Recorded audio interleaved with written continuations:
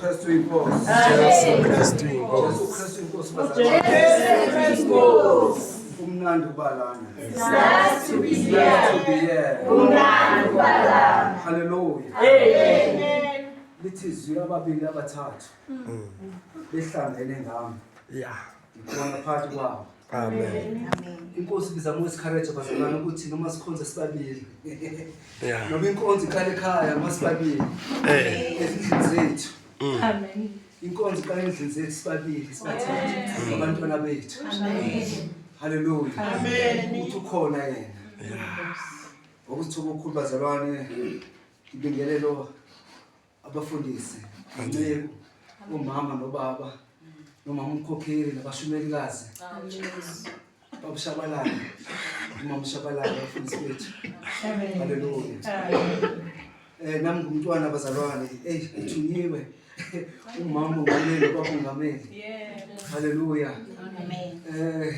Kade ngifika lapha ePitoli ngikhala bekhala bethi nceke wawo uzanini la kuthina manje njengoba nasi bazalwane besibekwe ePitoli nakhona lapha bafika nakhona ukuthi umsebenzi usemningi.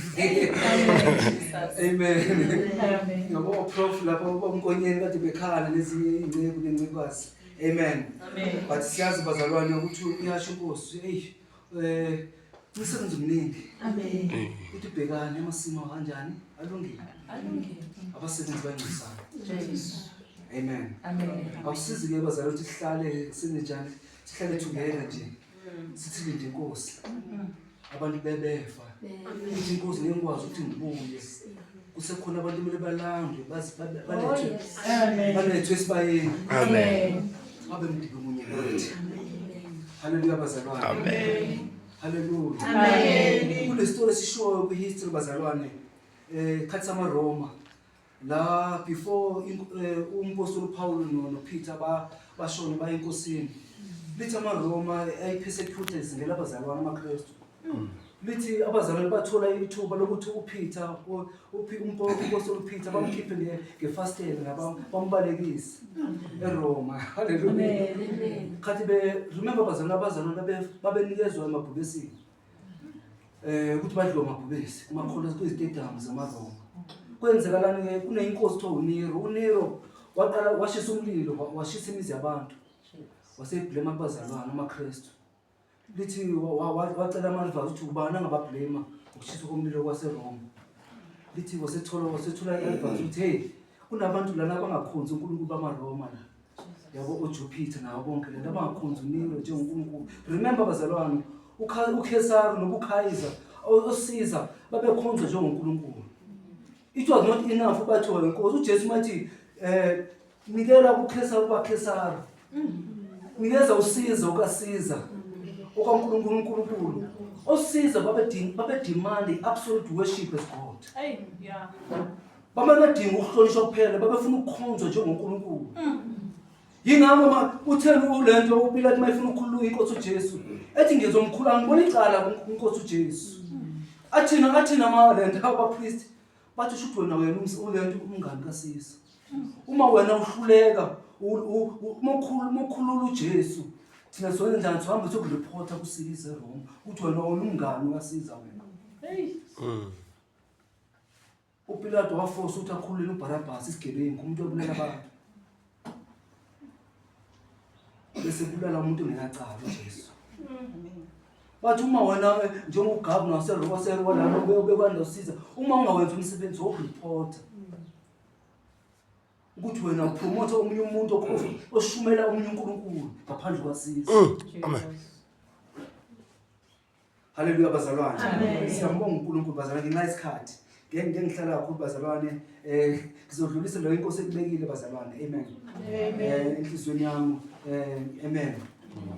Ngicela sifike lapha encwadini ya siqala sofunde le incwadi bazalwane yaPhilippi 5. Amen. Hallelujah. Amen. Amen. Incwadi kaGenesis. Incwadi kaGenesis kaMoses wayeGenesis. Incwadi yesiqalo. Bathi babe-interpreter incwadi ngesingisi ngolimi lwasemzini. Incwadi kaGenesis incwadi yesiqalo. umuntu mayithi ufuna wenza isiqalo sami uthi my Genesis isiqalo sami sala amen Amen. siyazi nezalwane ukufunda kuGenesis siye naku Deuteronomy lisho incwadi yomthetho Yeah. amen umthetho ila uNkulunkulu aqala khona inyeze enika uMoses umthetho amen ngicela seku 48 so jonga nje ukujump bazalwane ngiyazama sifuna nje sivuze for i-contents i-message kulaleke namuhla nje seqe kanje sibambe sibale sifunde bese siyaqina from Genesis 48 from verse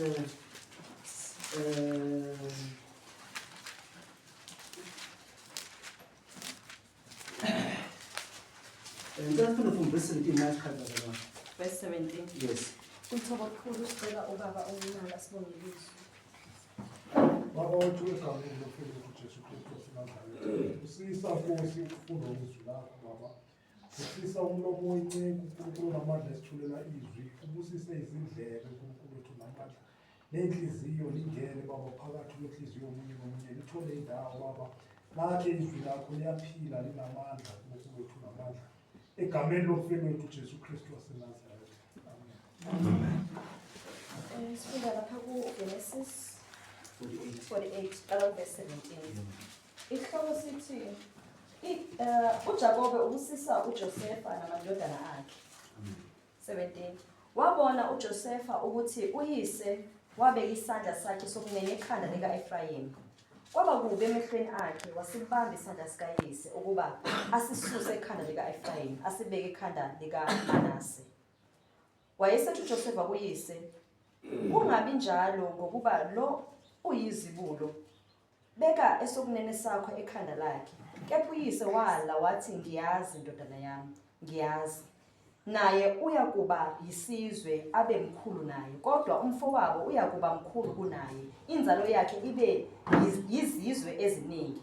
Wayesebasibusisa ngalolu suku ngokuthi ngawe uIsrayeli uyakubusisa ethi uNkulunkulu makakwenze ube njengo-Efrayimi nanjengoManase. amen ngicela ungibule emuva lapha from verse 8 18. U-Israyeli wabona amadodana kaJosefa wathi ngobani laba na? uJosefa wathi kuye ngamadodana ami angiphe wona lapho uNkulunkulu. Wayesethi ake uwalethe kimi ngiwabusise. Kepha amehlo ka-Israyeli ayesefiphele ngobudala engenakubona, wawasondeza kuye wawanga wawagona. Wayesethi u-Israyeli kuJosefa, ngangingacabanganga ukuthi ngiza kubona ubuso bakho, bheka uNkulunkulu ungibonisile nenzalo yakho. amen Amen. Oscar Amen. just for i-context bazalwane la kule message kulwangibekele namuhla la sifunde khona siyabheka ukuthi uIsrael uJakobe eseshintshe uNkulunkulu uIsrael wayesithiwa uIsrael amen inceku namadodana akhe ngenxa yendlala babuya eKenana beza eGibhithe amen uNkulunkulu siyabona futhi uNkulunkulu bese ivulile indlela ngani ngoJosefa Amen. ngoba lithi futhi umbono uJosefa istory eside bazalwane saziyo ukuthi uJosefa wadayiswa wathengiswa eGibhithe amen ngabafowabo amen but siyabona ukuthi ukuthengiswa kwakhe kwakuyicebo laNkulunkulu Yeah. it was a long plan of God bazalwane ukudayiswa kwakhe ngoba lesiyakhumbula ukuthi before adayiswe lithi waqala washo ukuthi uphuphe yini uNkulunkulu wambonisa ngephupho lithi wabona ilanga nenyanga kumkhothameni uJosefa lezi nkanyezi futhi ezinye zikhothama abafowabo umama noinyanga imele uma wakhe ilanga limele ubaba wakhe haleluya bazalwane amen into uNkulunkulu ayenza namanje bazalwane ukuthi sometimes akasitsheli ngejeni esodlula kona akasivezeli yonke imigodi esodlula kona akasivezeli bonke ubuhlungu because of trauma esodlula kona sometimes umlilo akadlulisi kolona into asivezela yona usivezela ukuphelela kwento kunokudlula kwento Jesus. usivezela igolide but akasivezela umlilo olishisa legolide kunomzalwane umama okhulume ngathi uNkulunkulu uyasiphula sometimes hallelujah Amen. Yingawo uNkulunkulu engafuni sibe lukhuni bazalwane. Yeah. Ngoba usuphulile ukwazi ukuthi ungalifaka iglue. Isuper glue ikhulu bazalwane. Haleluya ukuthi ubuyisele. But ngiyayithanda insimbi noma ama-precious metal. Ama-precious metal bazalwane uyakwazi ukuthi uwamende noma sephukhini ngani ukuze athambe wadluse emlilweni. Amen. Yeah. Ngisasebenzela uhulumeni, ngisasebenza kwenye indawo lapha besi-investigate how these precious metals are done, amagolide onke ledayiswa. Yabo lapha sisebenzela kule ndawo yentela eSARS. Yabo ngisihamba sijela bevela lapha sitshengisa labelungu utheo sidlusa kanje emlilweni. Amaciceni masiwathatha, amacici abantu siwathatha siwafaka lapha siwacollect. Ukuze manje abe ilento siwaphendula igolide futhi sibe siwafaka ku-smelter emlilweni again siwashise. Yabo bese siwashisile lena aphendula abe ilento lento eyi-ounce yegolide futhi ahlangane. Mase sidluse emlilweni bazalwane futhi asabonakali amagama la aqhamuka khona. Umlilo umelta ipast yalamacici la amethile. Yabo yingawo abelieve uNkulunkulu bazalwane mayikhuluma ufuna sibe njani sibe ukuthi sibe njengegolide njengesiliva esandleni sakhe. Amen. Uyavumela umlilo but umlilo khona ukuthi usibulale. Yilento esiyibhekile nawo esifunda na kuJoseph ukuthi uNkulunkulu emvezela umbono umvezela isiphetho sento ukuthi uma wakhe nobaba wakhe bazokhothama kuye. Bazokhuleka. Sibonile bazalwane kufezela eBhabhelini uthe uJosepha esephanyisiwe eGibhithe ngenxa yendlala. Lithi abafowabo bafike bakhothama bakhothana enkosini yaseGibhithe bengazi umfowabo uJoseph. Umfazi ambule kubona. Lithi wasifihla qala ubafowabo. Wakhuwa baphatha kabathi hey uphi umfona kini omncane ebuza lo ogcina umfana yabo basethi ngibani ubiza futhi ubabweni ngizombamba umfana omncane ize nilethe uma wena ubabweni. Amen. Sibona uNkulunkulu emdlulise efeza into ayiphupho lakhe. Yeah. Bafika bakhothama kuyena futhi. But ngifuna sibheke namuhla bazalwane ukuthi okunye uNkulunkulu ayikhulumile ngoJosepha kufezekile ekuhambeni kwesikhathi. Amen. Amen. Kufezekile ekuhambeni kwesikhathi. Engifuna sikubheke la sifunde khona from verse 8 lithi ubaba kalento uIsrael ubaba kaJoseph esefikile eGibhithe lithi amehlo akhe engasaboni kahle. Ngenxa yokudala bazalwane. Amen. Haleluya. Amen. Lasifunde khona. Manje la siqale khona bazalwane lithi uNkulunkulu wathi letha amadodana akho ngwabusisa u2 ulona uEfrayim nobani noManase. Manje ikhehle lenza njani ikhehle liphambanisa izandla. Omncane limenza indlalifa. Lishithe izandla. Lifaka beke izandla kanje. uJosepha haleluya. Amen. Eyazi ukuthi lo ndoda isigugile leli khehla leli. Namehlo ayasaboni kahle. Amshona uJoseph besebonile ubaba wakhe ukuthi uhamba ngenduku asaboni kahle. Bedinga abantu bamphathe. Yeah. Manje even nasela ekubusisweni noma esenza inkonzo yamoya uJoseph ufuna usizo wakhe kule nkonzo yamoya. Ngiyayithanda into esho uIsrayelana uthi wayesethi uIsrael kuJosepha ngangingacabanganga ukuthi ngizakubona ubuso bakho. Bheka uNkulunkulu ungibonisile nani ngenzalo yakho. Kusho ikhehle engabona amehlo. Ikhehla liza ngivula umfana walo uJoseph amehlo. Ukuthi umfana wami ungangibona amehlo ami enyama engathi avalekile. But uNkulunkulu engimkhonzayo amehlo bami amoya avulekile. Akafiphali. Yeah. But lenceke uJoseph ayiboni le iyakhohle ethethe uyikhehla likhuluma nje ngamehlo ayathile. Uthi ngibonile ngenzalo yakho. Sibona masebusisa lapha abazalwane from verse 17. Uthini uJoseph? Uthi Israel masebusisa abantwana. uJoseph uzamusiza ikhehla. Utshela ikhehla lenze iphutha.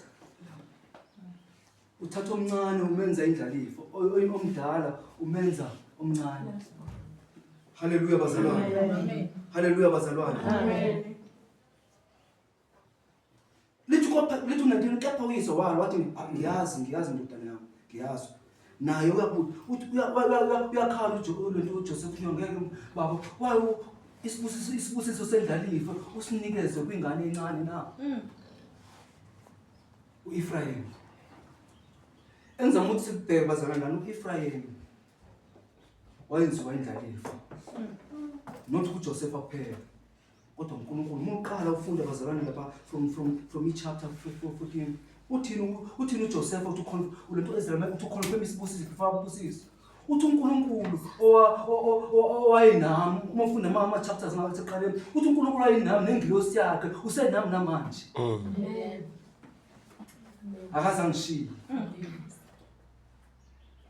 Uzama uthini lesibusiso ngizosikhipha asiphumi mina kuIsrael phela but siphuma nakulengilosi le enkulu kayinikeze mina nakubaba uNkulunkulu kaAbraham noIsaac. Lesibusiso ngisikhiphayo angipass only my blessing as Israel but ngikhipha isibusiso esivela kuAbraham. Amen. kuIsaac. Amen. Obaba bami namina futhi.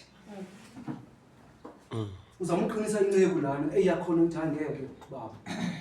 Engizama sibheke kakhulu bazalwane uthi lesinceku esikhuluma ngayo ulento uEphraim wayibusisiwe uNkulunkulu bazalwane. Amen. Hey Jesus. But imessage enkulu angiphathe yona khona namuhla bazalwane ukuthi asibhasope ilento bazalwane ukuthi lesibusiso esasingena kuEphraim siza nesikhubekiso futhi. Bengicela ungifundele mamchakalala from chapter 49 the next chapter. Genesis from akesifunde ngalamadoda awu2 ngicela kuJuda ufunde ngoJuda isibusiso uthe kuJoseph abazalwane before uJoseph lento uIsrael before ashona noma alale enkosini wasefuna ukubusa wonke amadodana akhe manje not just amadodana uthe sebusisa amadodana kaJoseph wasebizela wonke amadodana akhe amanye uthawabusisa ubusisa ku49 ngicela ungifundele from 8 kuJuda. uJuda fundeka kanje Juda abafowenu bazokudumisa wena isandla sakho siyakuba sesijingweni sezitha zakho amadodana kayihlo ayakukhothamela uJuda uyibhongo lengonyama wenyuke emphangweni ndodana yami uguqile ulele njengengonyama ngonyamakazi ngubani uyakuvusa na. Amen. Amen. Siyabona bazalwane 49 uJoseph uleIsrael usebiza amadodana akhe wonke usiyabusisa manje. Yeah. Also bazalwane kufanele sibheke from chapter 49. uIsrael was supposed to be made of 12 tribes. But uthini before ubusise lento uIsrael amadodana kaJoseph uthini amadodana akho akusawona wakho uzoba ngawakho. From chapter 49 bazalwane. Amen. The two sons of Joseph bazalwane uIsrael wawathatha wadopta as one of the 12 as his own direct son. Uma ufunda ngesikhathi lento uEphraim noManase uthi ngiyawazi amadodana akho but ngizowathatha kuba amadodana ami before abusise. Yingakho uma ufunda bazalwane in the book of Revelation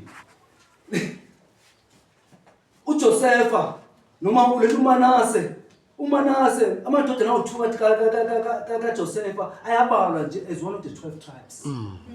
Amen. Chapter 7. Mufundi book of Revelation luthi udonga laseJerusalem lasezulwini lakhiwe laba namagama amadodana kaJoseph. Nalamadodana lawo who came by adoption abadoptiwe ukuthi kuIsrael akhona lapho. Amen. uJoseph noManase. Hallelujah bazalwane. Amen. But angifuni sigcina kakhulu lapho but into ekufanele siyibheke kakhulu bazalwane ukuthi uNkulunkulu akakubusisa momzalwane ugcotshwe. Hallelujah. Amen. Isiqalo sakho singaba sihle, isibuso sakho singaphuma sokubusisa but bazalwane akusho then ukuthi uma singanakekeli ukusebenza insindiso yethu singagcina sesiqale isimo. Amen. Uthi u49 uJoseph amabiza uJuda. Uthi uJuda amadoda lento abafowabo bazokhothama kuyena. Hallelujah bazalwane. Amen. Uthini futhi ukhuluma nani ukhuluma ngokuthi uJuda uyibhongo lengonyama. Remember bazalwane ukuthi inkosi uJesu ivelephi. Inkosi uJesu ivelephi kumndeni wakwaJuda. Lithi uJesu yini uyingonyama yakwaJuda. Haleluya bazalwane. Manje njoba ingonyama kaJuda, njoba uJuda kumele alethe uKristu. Uthini uJoseph uthi amehlo ami. Uthi amehlo ami inkosi ingivezelile inzalo. uNkulunkulu ongihamba nawo usengivezelile. Ukuthi bazalwane into engizama ukuyisho. uJoseph before ashone wabona ukuza kwaJesu emhlabeni. Before even abusisa amadodana akhe la abeka izandla. Wayesebonile ukuthi eyiphi indodana yakhe ezoletha uJesu emhlabeni. Yingakho mekhuluma nesibusiso sikaJuda ufaka ukuthi uJuda unjengengonyama ngoba ubeseyibonile ingonyama yomndeni kaJuda isezulu. uNkulunkulu wasemvezelile. Amen. Siyakhumbula bazalwane before ulethe ukuthi uIsrael ebalekela umfowabo kwenzeke njani. Haleluya bazalwane. Lithi wathola itshe walala ebalekela umfowabo waphupha iphupho. Wabona ini ilada liyezulwini. Ingelosi zehla zenyuka kuleli lada. Haleluya bazalwane. Lithi wabona futhi nengilosi kaNkulunkulu wathi ngeke ngikwazi ukudedela ukuze ungibusisa wena. Haleluya bazalwane. Balekile le bazalwane ukuthi abantwana sibabusisa singakhuluma kanjani bantwana. Haleluya bazalwane. Amen. Haleluya bazalwane. Amen. Uma sicasukile ngone sithule singakhuluma ukuthi sicasukile bazalwane. Singakhuluma izinto singenzatha izinqumo ngocasuka. Uma sikhubekile singaphula asingakhulumi ukuthi ngone sithuleni. Yeah. Amen. Sihlambuluke sithuleni kodwa. Amen. Amen. Uma ngibona umama nobaba nomfowethu ngibona mangibheka ngimbheke kuvuka into ngcono ukuthi ngizithobe ngizibamba. Yes. Asibhaso ukuthi siqinisa ini ngomlomo wethu. Jesus. Haleluya. Amen. Siyayibona le ndoda lento Israel ikhuluma njengoNkulunkulu njengokhuluma uNkulunkulu bazalwane. Into eyikhuluma iyenzeka. Haleluya bazalwane. Amen. Haleluya bazalwane. Amen. Haleluya. Amen. Uthi uverse 10 ngoJuda. Uthi intonga yobukhosi ayikusuka kuJuda. Haleluya bazalwane. Nozimbe lokubusa phakathi kwezinyawo zakhe aze afike yena olufanele. Haleluya bazalwane. Uthi intonga yokubusa kwaIsrael ngeke iphume kuJuda. Izobe kuJuda umphethe nguJuda. Aze afike ubani yena omele aze afike uJesu Kristu. Uthi intonga yokubusa ubukhosi kumele ihlale kuJuda. Haleluya bazalwane. Amen. Haleluya bazalwane. Amen. Haleluya. Amen.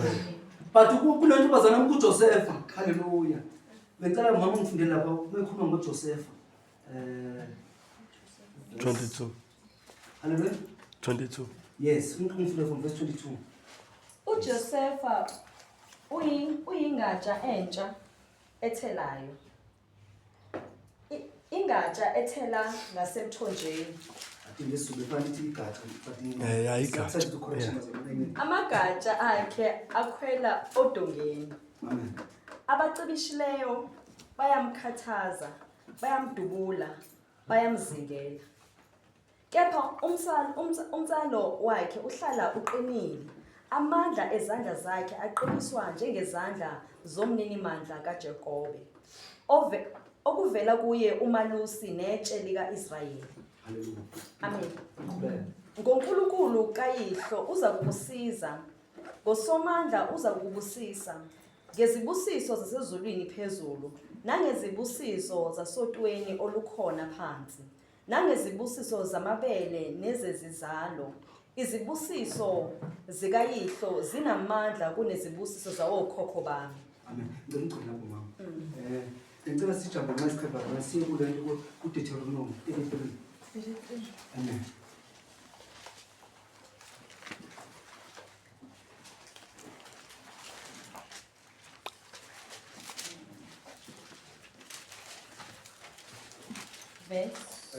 Umfile la ebusa khona uJuda khona noJoseph futhi uMoses. Bazalwane before sifunda la uDeuteronomy bazalwane ngicela sibheke phezulu 2. uIsrael uyawabusisa amadodana akhe awu-12 bazalwane. Amen. Amen. But futhi sibona inceba kaNkulunkulu uMoses sebephumile eGibhithe. Haleluya ezweni lokuthunjwa. Amen. uMoses unjani?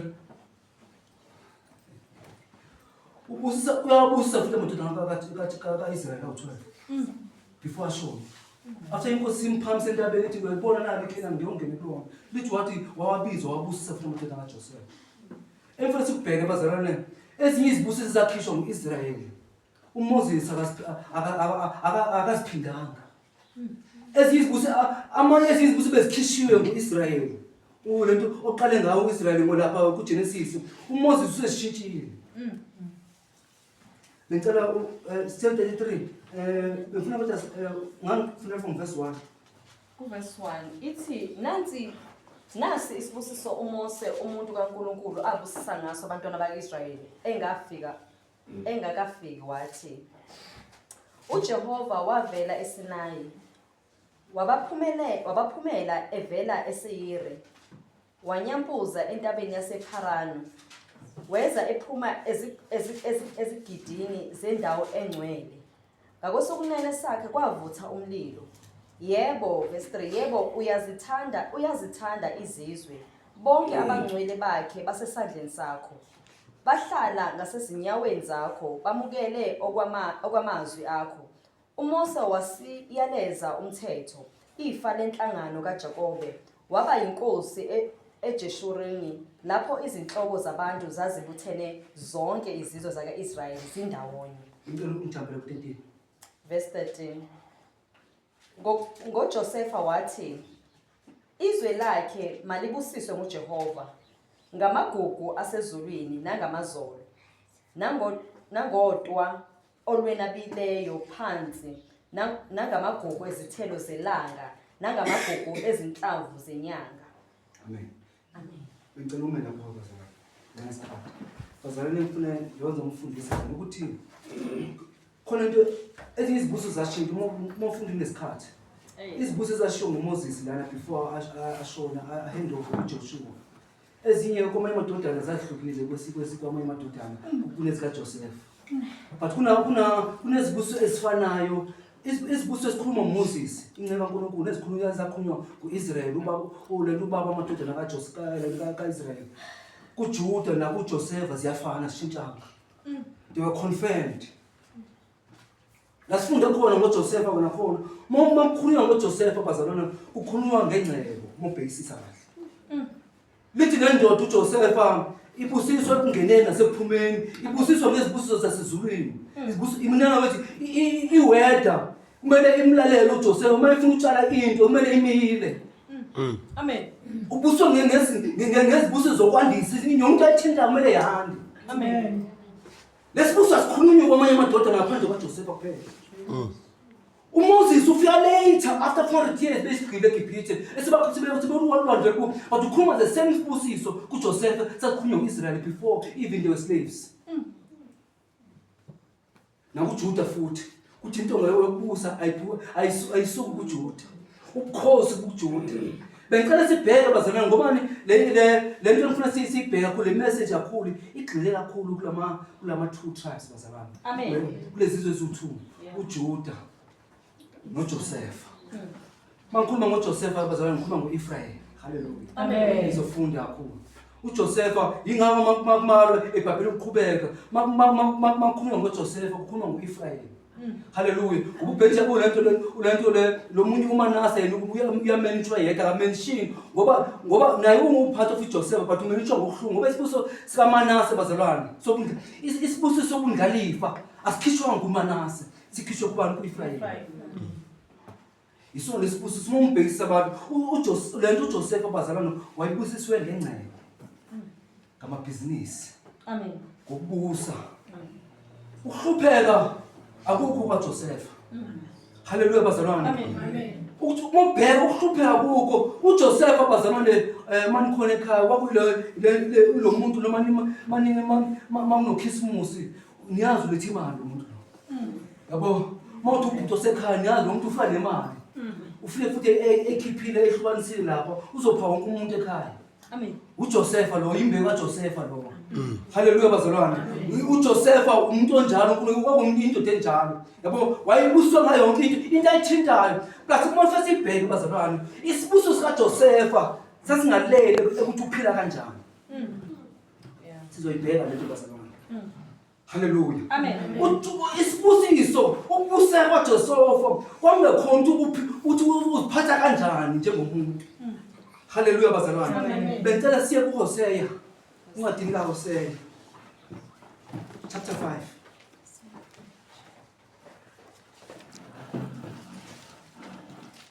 After Daniel.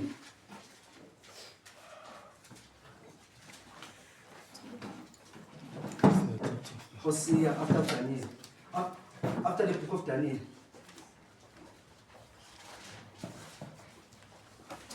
Well, it's 965 page.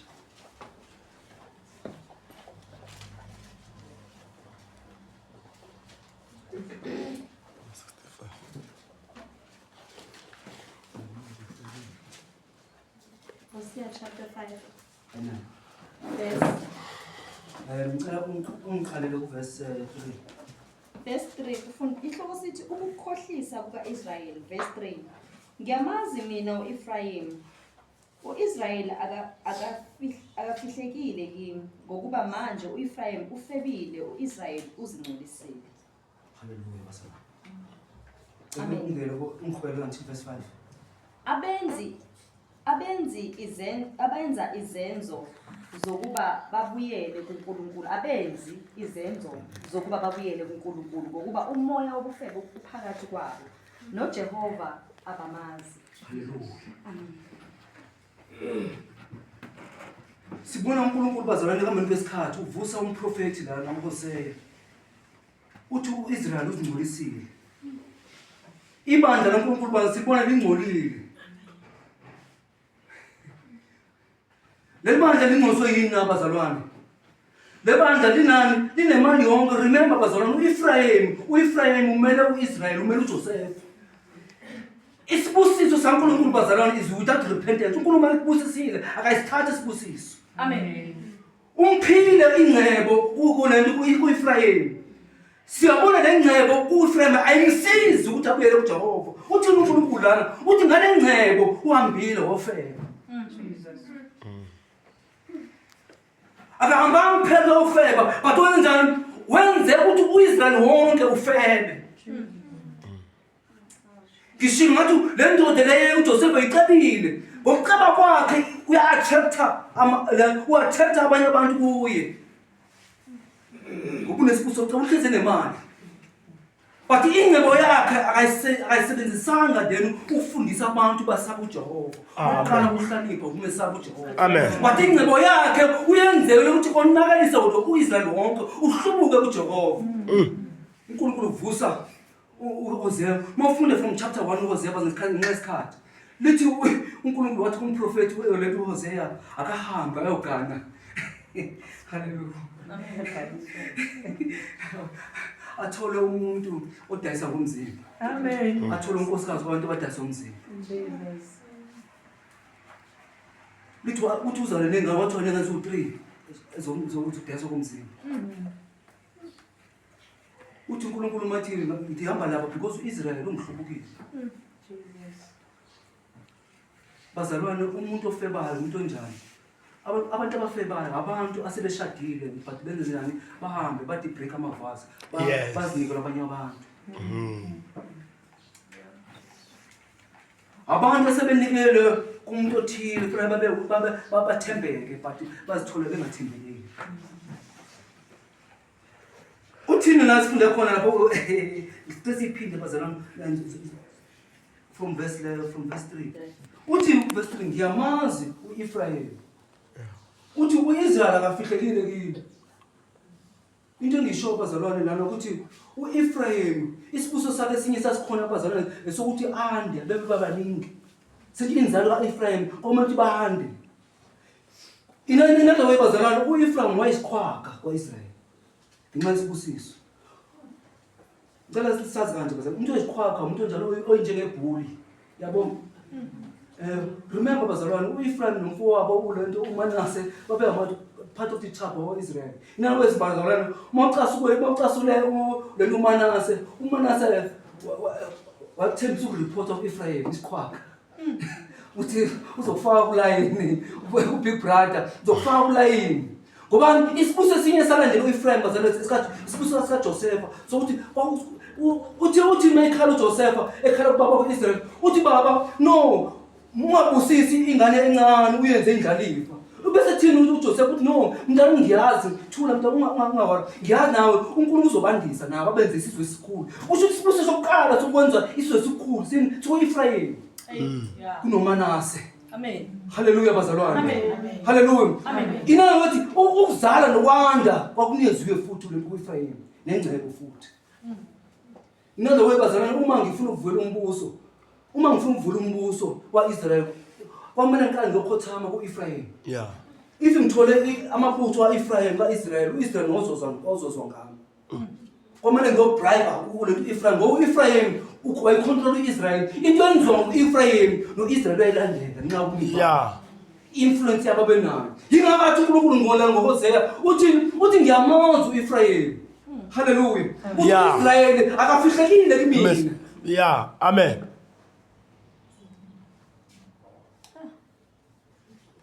uEfraim wayecebile uceba kwakhe wenza abantu baIsrael bakhonza isithombe. Babuyele ezweni bazalwane ngisobheka lokuthi enye into emele yenzeke eyakhoza ukuthi benzeke la bengicela ungiqhubekele la uverse 1 so verse 5 verse 5 oh ngicela uye ku4 abenzi izenzo zokuba babuyele kuNkulunkulu. haleluya bazalwane Amen. bazalwane uEfraim ngishilo bazalwane izona zakhe ezimbili kakhulu wayihlubukile uNkulunkulu uEfraim bazalwane ngenxa ingcebo yakhe. Bantu lesibili bazalwane ngenxa yengcebo yakhe babenza sure ukuthi noIsrael wonke uIsrael bazalwane udansela isigcinci sakhe uEfraim wayikhohlakele ngoba ngengcebo yakhe wenza sure ukuthi uthenga uIsrael thulalela isigcinci sakhe mayithi yena mayithi lento imnyama ibovu noIsrael kwamele athi imnyama lento ayibovu ayikho meruni obovu. Inana bazalwane uEfraim ngengcebo yakhe wayenza sure ukuthi uenforce umthetho wakhe ngekani esizweni sonke. Uthi verse 4 uthi enye into abayenze ukuthi abenze amacebo ukuthi babuyele kimi. Inana bazalwane uEfraim into ayenza even noma esesibone isono sakhe esezwile izwi kaJehova lithi wayengenza amacebo okuhlambuluka. Yeah. Esebonile ufebe bakhe verse 3 manje uEfraim ufebile uIsrael ungcolisile verse 3 uthi abenze izenzo zokuba babuyele kuNkulunkulu ngokuba umoya wofebe ophakathi kwabo. Yeah. Bazalwane enye into yokufebe fasibheke lana bazalwane masitranslate ngezingisi ufebe kuyini ufebe bazalwane yini monemali. Hallelujah. Monemali it's treated ngokufebe behind not just ukuthi izono zokulala phela ufebe futhi ukuthi bazalwane umuntu wena uyazibona ukuthi abantu bakuthanda. Hallelujah. Amen. Bese njani ngokuthanda kwabantu wena kwakho wenza abantu balalele wena bamanipulate isisono sokufebe esinye sometimes isisono sokumanipulate abantu benze into ethandwa wena. Enye into uyilento manje uNkulunkulu abantu abenze icebo kulento Ephraim into ayenza khona wayimanipulative ngencebanani because of the riches uNkulunkulu usengayo you became manipulative to the whole nation of Israel. Efasibheke bazalwane sofunda nami uJuda wayephiwa ubukhosi but ingcebo engayiphiwanga yona. Amen. Ingcebo bekuEfraim. Noma noma uJuda enentonga yokubusa kwamele ukhothama kuEfraim ayifuna imali. Uma ifuna ibutho lokuvikela. Hallelujah. Amen. Siyayibona lento yenza abantu basebenzisa kuDavid esefika uDavid. Hallelujah bazalwane ngenxa yesikhathi. Lithi uDavid ngoba nabafaqala umenza inkosi bazalwane after uSaul. Hallelujah. uJuda bazalwane. But amanye uEfraim and the rest of Israel babengazange ukuthi bamenze ukuthi lento uDavid inkosi. Bafike late bazalwane bamenze inkosi uDavid. Yeah. Remember uIsrael bazalwane babekhetha uSaul njengenkosi. Hallelujah. Amen. uEfraim inkosi yaEfraim uSaul wayeqhamuka phansi wayekhethiwe lapha ngale umbumbano wakwaEfraim namanye ezinye izizwe zaIsrael. Hallelujah. Amen. but uDavid wayigcuka kuye nogcotshiwe. Hallelujah. Amen. Ngesikhathi. Ngicela ngifune from verse 5. Verse 5. Ukuzidla kuka-Israyeli kuyafakaza ebusweni bakhe. O Israyeli no Ephraim bayakukhubeka ngobubi babo. Naye uJuda uyakukhubeka kanye nabo. Bayakuhamba nezimvu zabo nezinkomo zabo okuyokufuna uJehova, kepha abayokumfumana. Umonyukile kubo. Amen. Bamkhohlisile uJehova. Ngicela ungene chapter 7 ngokusheshsha. Bamkhohlisile uJehova ngokuba bazalile. Chapter 7. Chapter 7. Amen. Ngesikhathi. Verse 1. From verse 11. From verse 11. U-Ephraim unjengejuba elidukisayo, lingenangqondo. Bayabiza iGibhithe baya e-Asiriya. Lapho sebehamba ngiyabanekela inetha lami, ngibehlise njengezinyoni zezulu. Ngibajezise njengokuzwakeleyo ebandleni labo. Amen. Ngicela ungene ku-8. Verse 8. U-Ephraim uyazihlanganisa nabanye abantu. U-Ephraim uyiqebelengwana elingaphendulwanga. Abafokazi badlile amandla akhe, kepha yena akazi. Izimvi zikhahlele kuye, kepha yena akazi. Amen bazalwane. Amen. Sidlula la bazalwane, siqhubeka la. Ngishilo singakhohlwa into ezothula. U-Ephraim bazalwane ubebusiwe uJehova kakhulu ngenqebo. Nangabantu nenamba yabantu. Isibusiso kwathi ukuzalana nokwanda sasekuEphraim sikuJoseph abazalwane. Kuba indoda kaJoseph. Hallelujah. Amen. Ubukhosi bakuJuda. Hallelujah bazalwane. Yingawo njalo uNkulunkulu lana umprofeti mayimention la umention ukuthi uEphraim ngengcebo yakhe ebeseze kanjani wa-influence uJuda ukuthi aphuma uNkulunkulu. Yebo. Ngenxa yengcebo bazalwane okusho ukuthi bazalwane ngicela sibheke lento le. uJuda kusho ukuthi bazalwane uJuda igama elithi Juda uyisho ukuthi indumiso. Hallelujah bazalwane. Juda means praise bazalwane. Hallelujah. Amen. Ukudumisa kwaJehova bazalwane. Hallelujah. Amen. Uthi uEphraim enengcebo nemali ebusisekiwe into ayenzile kodwa ngokufocus kwingcebo wenze indumiso efanele uJehova ingasayi kuJehova. Wenze ukuthi uJuda akhothamele amadimoni emali engcebo. uJuda wedele ukuthi akhonze uJehova ngendumiso yakhe. Hallelujah. Hallelujah. Wenza show ukuthi uJuda lento Israel ngengcebo ayinimnikezwe yona ukuze acaptureishe uIsrael wonke kumele acapture nendumiso. Hallelujah. He must capture uJuda. Mayona wenza show ukuthi angone yedwa kumele anendumiso uJuda. Hallelujah. Ingakho umzwala uNkulunkulu uthi nina noJuda uEphraim noJuda bangihlubukile. Ingcebo kulomzalwane, ingcebo nokuceba kwakhe kwenze nesono kwenze ukuthi nendumiso ingasaveli. Ngoba uma siphakamisa ingcebo zathi sifocus engcebeni hayi uceba kwaJehova komoya. Hallelujah. Ingcebo efanele uJehova uJuda uyafa bazalwane. Ngoba phela manje ngesikwazi ukuthi siworship uJehova, siworship noMamoni lento idimoni yemali. Ithi Kristu Jesu akekho umuntu ongathanda amakhosi awuthu. Uyayizonda enye bese ayithanda enye. Hallelujah bazalwane. Le ndoda enza show to capture the whole Israel, he also capture lapho khona ubukhosi uJuda. Yona noJuda yamfebisa uJuda aphambi kweNkulunkulu. Hallelujah bazalwane. Uthi nana mayiqhubeka lana umprofeti bazalwane. Uthi uEphraim unjani? Uyiqebelengwane. Hallelujah. Lo mzalwane uEphraim bazalwane isono sakhe esinya naso lithi uyiqebelengwane uyikhekhe noma uyibiscuit uyikhekhe noma uyisimba sombhako esingaphendulwanga. Sivutha one side, uma usidla ungena ngaphansi uthola inhlama ngaphakathi ngavuthwanga. Ingakho usho njalo uthi uEphraim unjengeqebelengwane elingaphendulwanga. Iqebelengwane lenziwa njani ukuze livuthe lifake emlilweni? But manje ukuze livuthe ndawo zonke kumele uphendule. Lethu ufeba nje nomzalwane because akamvumela ukuthi umsebenzi. Yeah. Amen. Akahlambuluki. Ngaphandle nomzalwane ubukeka evuthiwe e-brown bread enamafutha but uma usungena ngaphakathi ujule enhliziyweni inhliziyo ihlaza ayidlulanga emlilweni usheshe waphuma emlilweni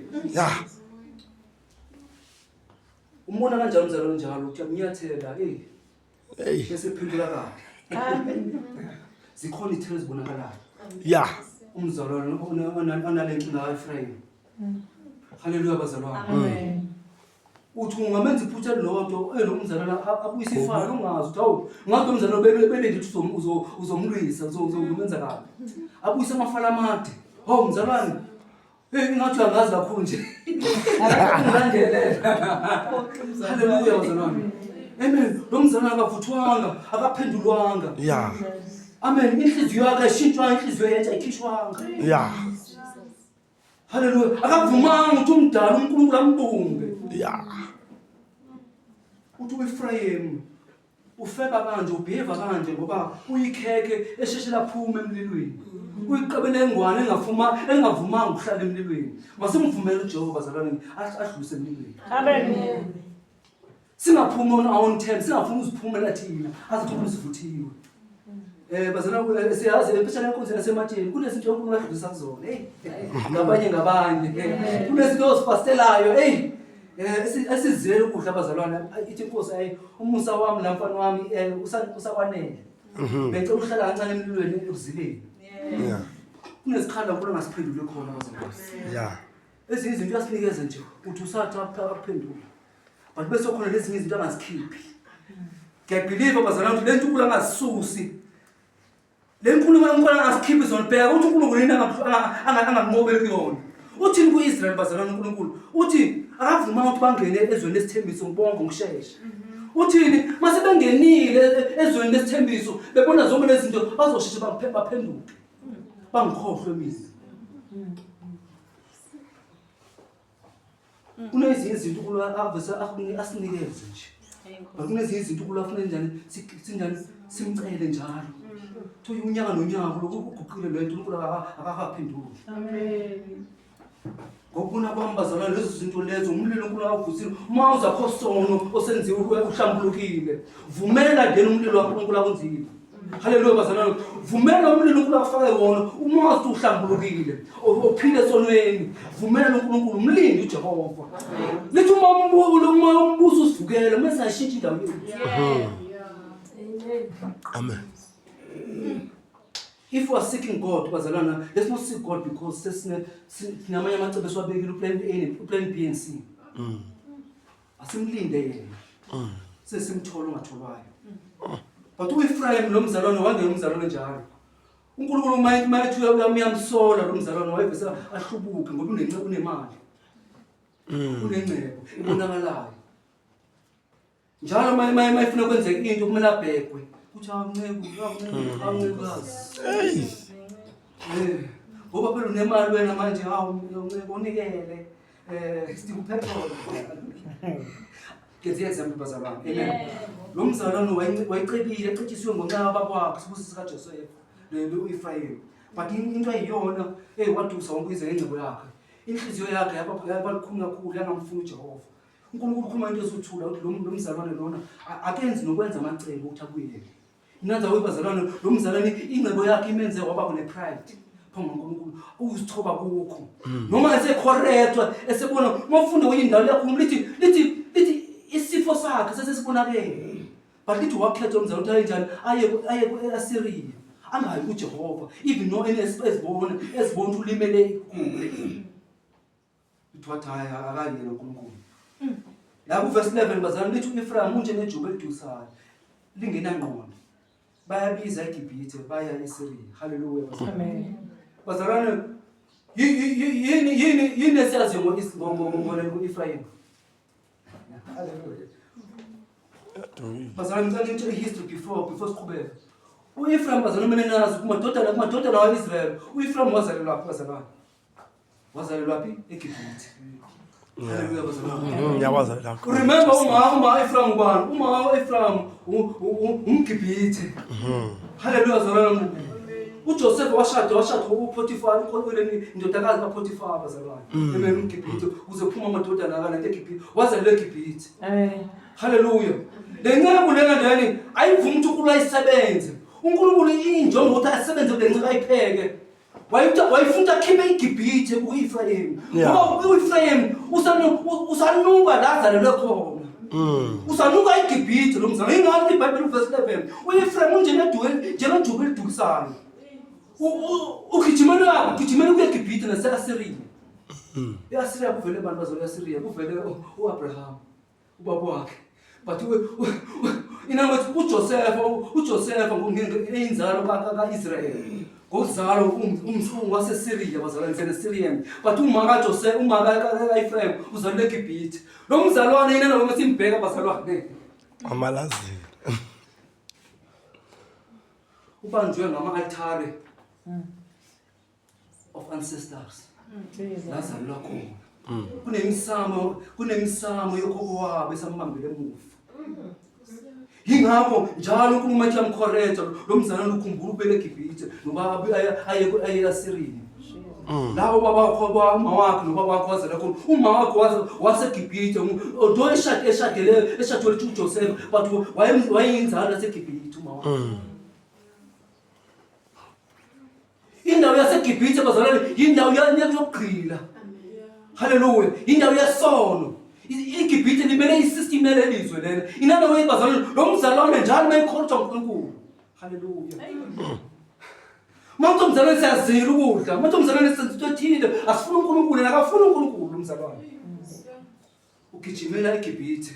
La izinto zokhona zijwayeleke khona. La ufebe bakhe khona kungenjani la ngazuyala ngofebe wakhe. Amen. La uzothiwa wenza kahle enceku. Maningi amabandla abazalwane. Maningi amabandla la anento afukamele oEfrayim bazalwane eSouth Africa. Amen. Athi lethi imali nceko bring your offering. So amkeli ngaqhubeka ufebe nje enkonzweni. Yeah. Amen. Akho. iGibhithe yisystem yebandla that has created another form yokukhonza uNkulunkulu. Athi uPaul kuTimothy ulaba bazalwane bazaba nesimo sokumesaba uNkulunkulu but bengenawo amandla. Yingakho benze njani kumele bawadle amaphilisi ngoba bazofa bengawadli. Bayazi uma benze ematsheni bazalwane kumele bangawadli amaphilisi. Ngoba yazi bazofa. uSatan has created an alternative system of religion bazalwane. Le religion enjani lezikonzo zenjani zibamba oEfrayim. oEfrayim baza nengcebo zazana nemali yeni oEfrayim ziyabafukamela oEfrayim.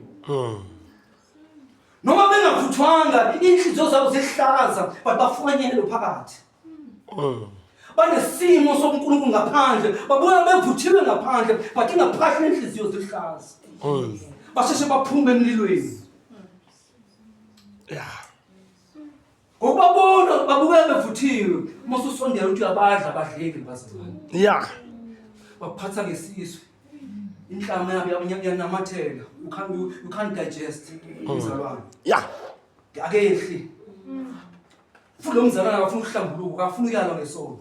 Isho iBhayibheli lithi abafuna uyala ngesono. Ngoba banemali bazigabisa, bazazi. Bacebile ngaphandle ngokwenyama but abacebanga ngoNkulunkulu. uEfrayim ibandla njalo abazalwane banjalo. Ngenxa yesikhathi bazalwane ukuhlonipha la. Bengicela siye kuRevelation chapter 3. Amen. Sibone ingozi yalo moya kaEfrayim ebandleni manje. Isambulo chapter 3. Verse. I think from verse 18 okay.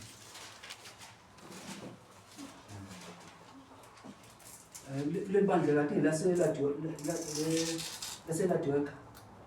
Yeah, verse 18. Yeah. Verse 18. Ngaqala ku verse.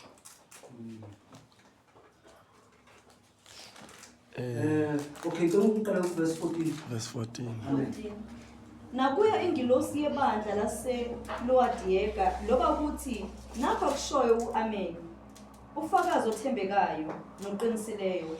Ukuqala ukuqala okudaliweyo kaNkulunkulu uthi ngiyayazi imisebenzi yakho ukuthi kawubandi kawushisi sengathi ngaba uyabanda noma ushisi ngakho ke njengalokhu usivivi ungashisi ungabandi ngiyakuhlanza uphume emlumeni wami ngokuba uthi ngicebile kangisweli lutho kanti kawazi ukuthi ungolusizi nokuhawukelwa nompofu nophuphuthekayo nohambazi ngiyakululeka ukuba uthenge kimi igolide elihlanzwe ngomlilo ukuze ucebe nezingubo ezimhlophe ukuze wembathe ungabonakala ihlazo lobuze bakho nomuthi wamehlo wokugcoba amehlo akho ukuba ubone bonke engibathandayo ngiyabasola ngibalaye ngakho ke shisekela ukuphenduka bheka ngimi ngasemnyango nginqongqotha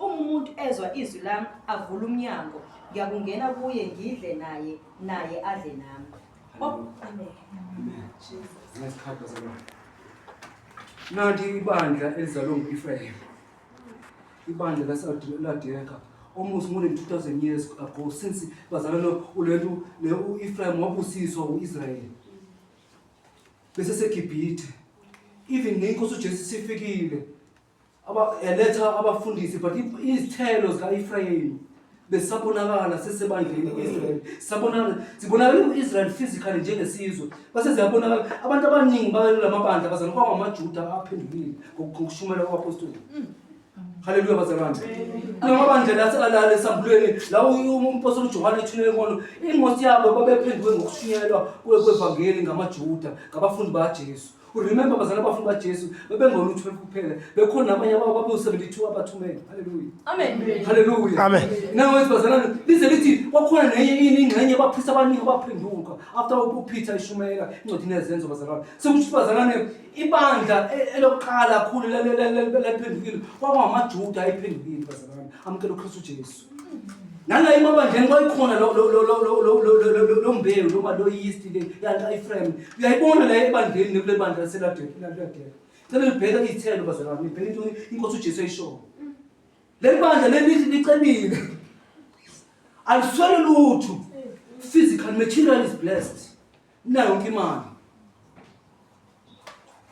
haleluya amen ngokuba verse 17 uthi ngicebile kangiswele lutho besithi inkosi kanti akawazi ukuthi ungolusizi nokuhawukela nompofu nophuphuthekayo nohambazi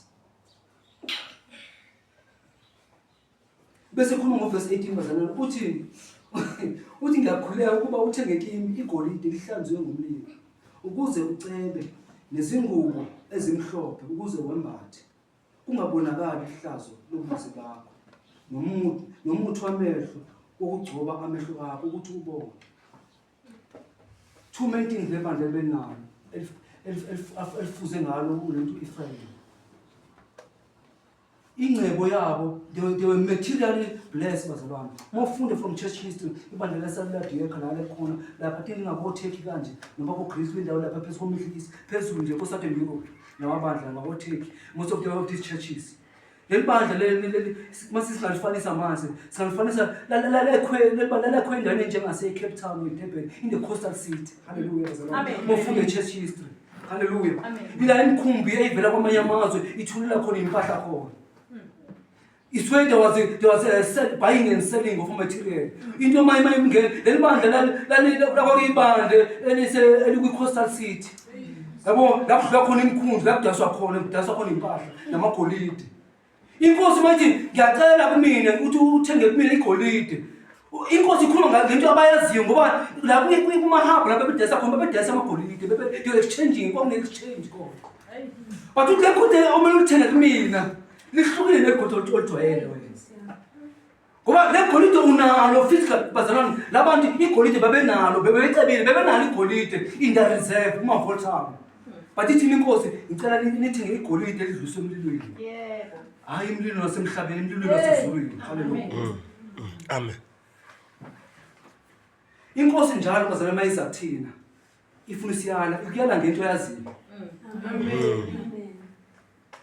inkosi makuyala izokuyala noma ukuphupha izokuyala isole ngento oyijwayele Hallelujah. Amen. Iyala leli bandla la because bebejwayele ukudila negolide, bebedila negolide in their trade. Yayikhosa sithi imkhumbi ingene iphuma ingene.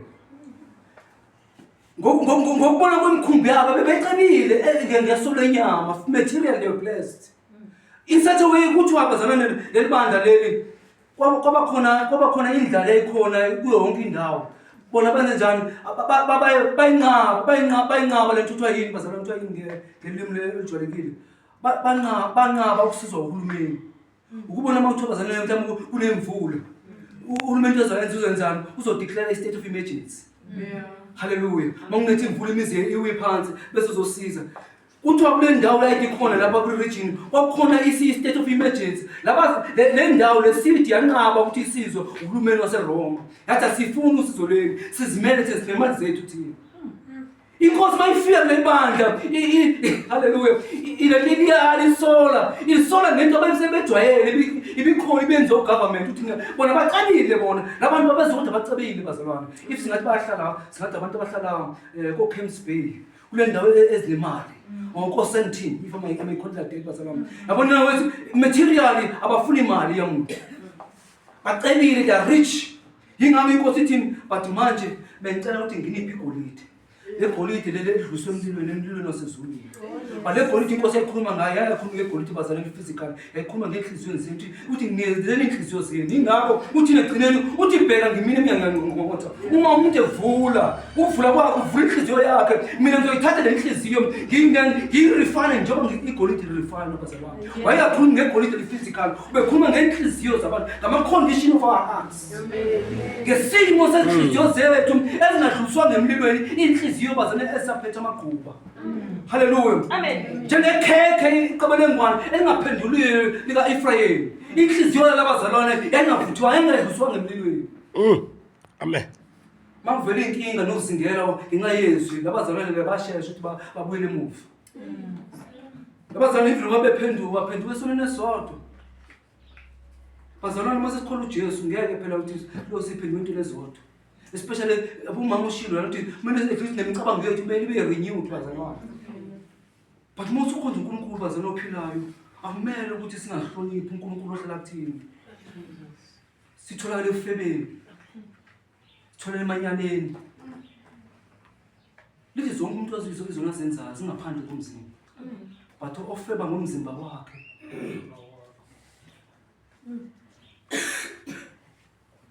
Remember bazalwane. Okuzinto singazenza but uma lesona sofeba ezweni zesikhulu sathane is like a ritual that is being performed. Iminyango ngesona sofeba iminyango yobumnyama iyavula amaketanga omnyama avula ama-altare acreate. Ngalezi lento lenziwayo nani. It's a ritual to them. Yingakho bazalwane ithi inkosi lana ithi hey bathi labazalwane bathi abadingi lutho but inkosi ikhuluma into ezothusa ngivala bazalwane. Ithi celani kumina ngoba ninjani nithi nembathile but inqunu. Uthi ngizonikeza ingubo bese ngiyaqhubisa ngimvale. Ningambisi. Bese ikhuluma ngane eyogcina bazalwane uthi labazalwane bathi bayabona but ithi inkosi uthi aniboni. Uthi thengani kumina umuthi wamehlo. Kwangakhona ukubona kwa physical bazalwane. Kwakhona ukubona komoya. Uthi nina amehlo eni avalekile into ezaNkulunkulu, avulekile into ezasezweni. But anivumanga ukuthi uNkulunkulu anivula amehlo kamoya. Nibone izinto njengokujonga uNkulunkulu. Athi uPaul mawubekini nibani lo moya woKristu Jesu. Owathi ukulingana noNkulunkulu akho into yokuphamba kodwa wazithoba njengenciko. Waya ekufeni kwesiphambano. Bazalwane basobho umoya kaEfrayim. Umoya woceba ngaphandle but ingacebile ngoNkulunkulu. Yilento uNkulunkulu ayisolayo lana. Into esibonile lo mzalwane wayibusisiwe ngoJoseph ethola isibusiso. Lesibusiso asisebenzelanga becebile. Materially. But ukuceba kwakhe bazalwane wakwenza ukuthi njani apromote umsebenzi kaSathane. Wenza isizwe sonke saIsrael ukuthi sihluphe uNkulunkulu. Akagcinanga lawo wenza sure futhi wenza njalo manje bazalwane uthenga ubukhosi. Ulapho manje ufike khona ukuthi ucorrupta indawo la kwakufanele kuvele khona uJesu. Indodana kaNkulunkulu ukuzimsindisa. Bazalwane into engisho ukuthi through ungalaleli kwa-Ephraim uSathane wangena ebandleni u-Israyeli. Lasifunde khona. Remember icebo laSathane bazalwane. Icebo laSathane uNkulunkulu kade umuntu ewona in the book of Genesis and Creed. uNkulunkulu wathi inzalo yenyoka lenzalo yesifazane uzoxabana. uSathane wayazi bazalwane. After uNkulunkulu esikhuluma ukuthi uJesu uzoza umsindisi. Ezinzalo yesifazane uzasikhulula esonweni. Into uSathane ayilwisa njalo kubazalwane njalo wayilelwa ukuthi kungazalwa umsindisi emhlabeni. Ulwisa kanjani na bazalwane? Wayilwisa ukuthi acorrupt abantu baphile esonweni njalo. Yingakho uNkulunkulu mayidestroy abantu ngozamcolo bazalwane. uSathane icebo lakhe uzalethe lezi ndilo semhlabeni zisezulwini zize emhlabeni ukuthi zicorrupt abantu zonakalisa abantu ukuze umsindisi angazalwa. Namanje siyayibona ukuthi uSathane uzamile ukuthi aqumbe phansi uIsrael.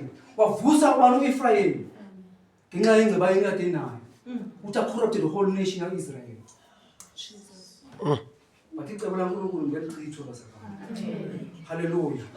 Hallelujah. Amen. Uthi mina ngisiqalo nesiphetho. Hallelujah. Hallelujah bazalwane. Amen. Uthi mangivalile akuvula umuntu. Yeah. Mangivula akuvali umuntu. Yeah. Hallelujah bazalwane.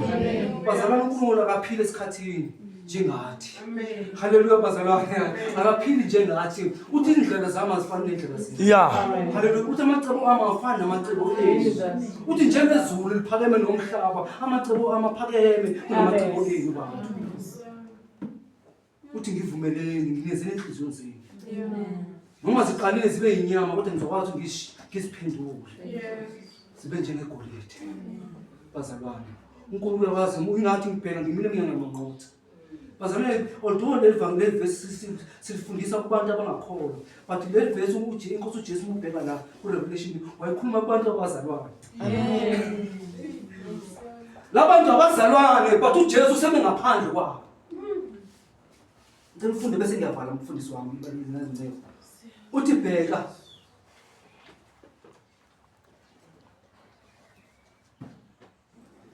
verse 20 bheka ngimi ngasemnyango nginqonqotha uma umuntu ezwe izwi lami avule umnyango ngiyakungena kuye ngidle naye adle nami. Bazalwane wayengakhulumi kubantu abangasindiswanga lana lamazwi ayedirectwe ebandleni elalithi lamkela uJesu lisindisiwe. But uJesu wayeseme ngaphandle kulabazalwane laba. Basebedukisile sathi babambona uJesu wayengekho ngaphakathi kwabo. uJesu wayengaphandle esanoka kubona ijini inhliziyo zabo zazivalekile. Ingcebo nokuphakama kwabo kwenza inhliziyo zabo zivaleke. Ababona uNkulunkulu bathi bahamba noJesu bona ngihamba naye kodwa basabona uJesu ngaphandle. Usanoka. Bazalwane uJesu uyabuya bazalwane. Hallelujah. Lo suku mangasitholi bazalwane sithi silinde uJesu kanti uJesu akekho ngaphakathi ethini.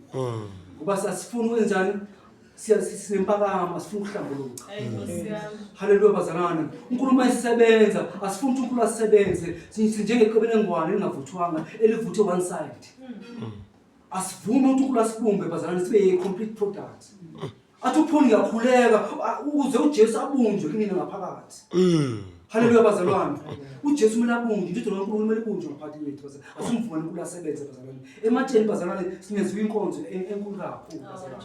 Hallelujah. uNkulunkulu sithola umusa uNkulunkulu bazalwane. Sibuye emabandleni amaningi. Sikhonza isikhathi eside bazalwane. Hallelujah. Sikhonza ngenhliziyo eziluhlaza. Hallelujah bazalwane. Sikhonza sizimpumputhe. Ithi inkosi ithenga umuthi kumini uvula amehlo. Sikhonza isikhathi eside sinqunu singaqokanga ingubo sesizwe. Baningi abakhonza namanje bathi balindele uJesu but abaziboni banqunu bazalwane. Asingafani noEfrayim. Asibheke la siwe khona sibuye. Sivumela uNkulunkulu bazalwane ngale nkonzo asinikeze yona emajini asibuyisele. Hallelujah bazalwane. Kristu Jesu uyinkosi. Amen. Amen.